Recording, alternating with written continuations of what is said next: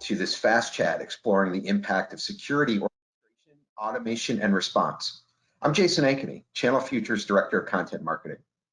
With us today is Stephen Talent, Fortinet Senior Director of MSSP and Service Enablement. Stephen is a global managed security thought leader and services evangelist with over 18 years of managed services and information security experience. Stephen, thank you for joining us. Good morning, Jason. Good to be here. Let's get right into it.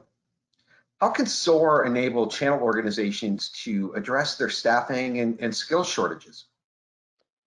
That's a good question. So SOC staff turnover is a big challenge. In fact, it's the most common hire from our veterans programs, as many partners really are challenged to retain SOC operators. And reason being, it's a relatively thankless task, unrewarding as a role, and it's filled with mundane operations, pouring over massive amounts of alerts, which results in alert fatigue for the operators. 64% of a SOC operator's time is consumed by these manual and repetitive processes that require them to kind of use these disintegrated tools. It creates a swivel chair scenario that can be frustrating.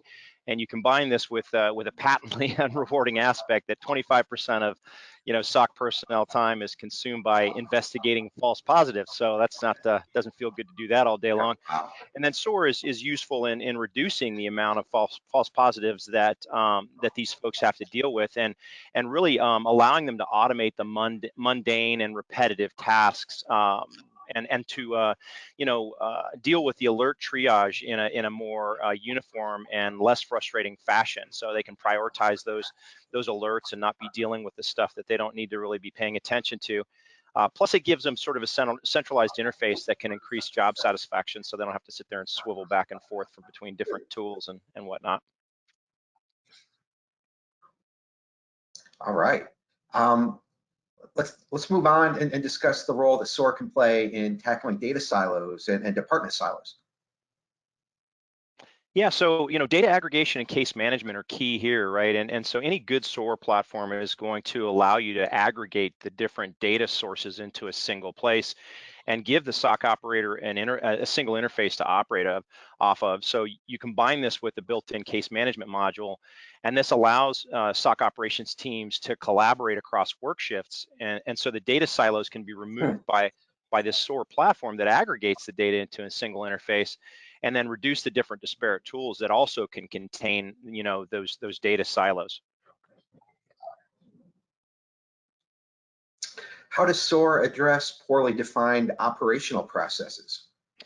Case management comes back again, right? So case management and structured workflows that are built into a SOAR platform are big in this area.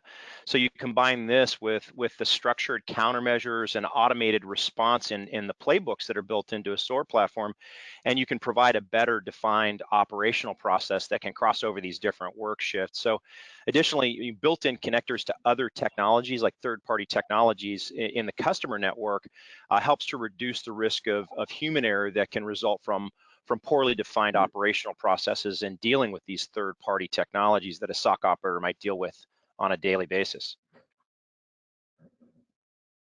Stephen, great stuff. Thank you so much for your time today, and thanks to everyone for joining us. Thanks, Jason.